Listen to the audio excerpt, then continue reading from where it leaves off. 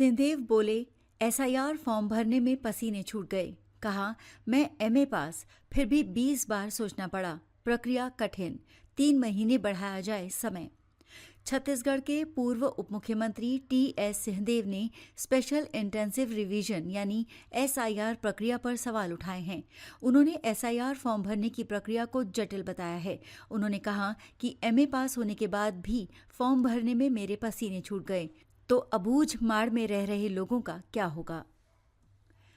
सिंहदेव ने कहा कि मैं एमए पास हूं, तथाकथित दुनिया भी देख चुका हूं, फिर भी फॉर्म भरते समय 20 बार सोचना पड़ा कि कहीं गलती न हो जाए। अगर मुझे ऐसा महसूस हुआ तो अबूझ माड़ या किसी दूरस्थ गांव में रहने वाले व्यक्ति का क्या होगा।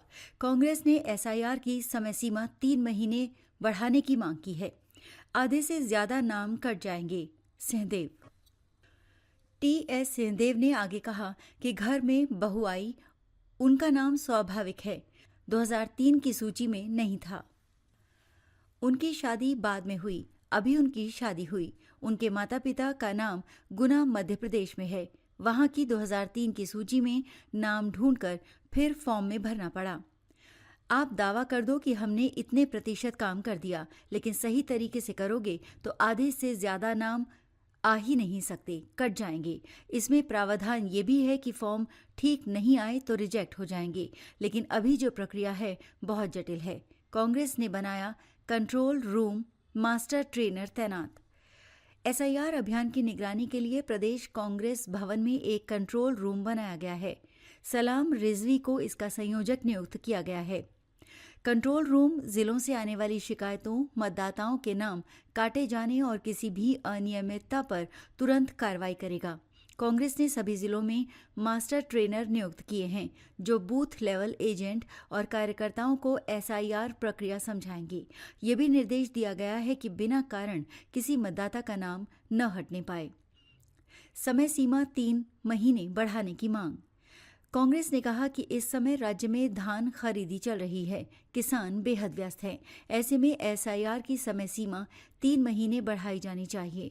पार्टी का आरोप है कि एसआईआर का इस्तेमाल कांग्रेस के मजबूत बूथों में मतदाता सूची से नाम हटवाने के लिए किया जा रहा है।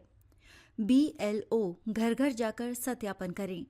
कांग्रेस ने चुनाव आयोग से मांग की है कि बीएलओ यानी बूथ लेवल ऑफिसर घर घर जाकर सत्यापन करें और मतदाता से लिखित पुष्टि लें।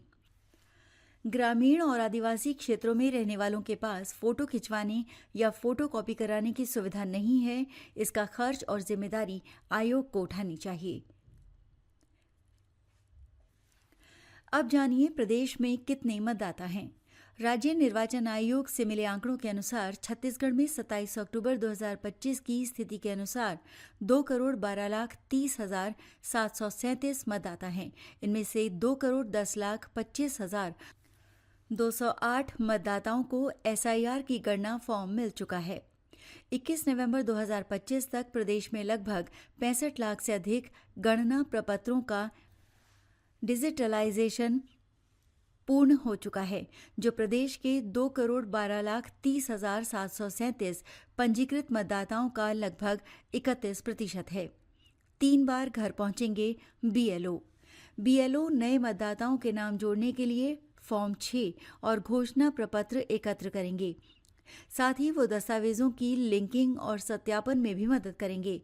प्रत्येक घर पर वो कम से कम 3 बार जाएंगे। जो मतदाता घर पर नहीं मिलते या अस्थायी रूप से बाहर रहते हैं, वो ऑनलाइन भी फॉर्म भर सकेंगे। बीएलओ मृत, स्थायी रूप से स्थानांतरित अथवा डुप्लीकेट वोटरों की पहचान करेंगे।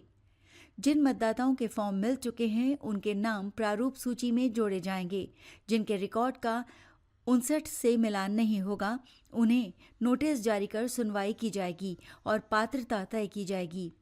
देश के 12 राज्यों में एसआईआर की प्रक्रिया जारी है। भारत निर्वाचन आयोग एसआईआर प्रक्रिया की हर दिन मॉनिटरिंग कर रहा है और जरूरी निर्देश दिए जा रहे हैं। एसआईआर वर्किंग की रैंकिंग भी की जा रही है। एसआईआर वर्किंग में 17 नवंबर तक के आंकड़ों के अनुसार छत्तीसगढ़ 10वें नंबर पर है।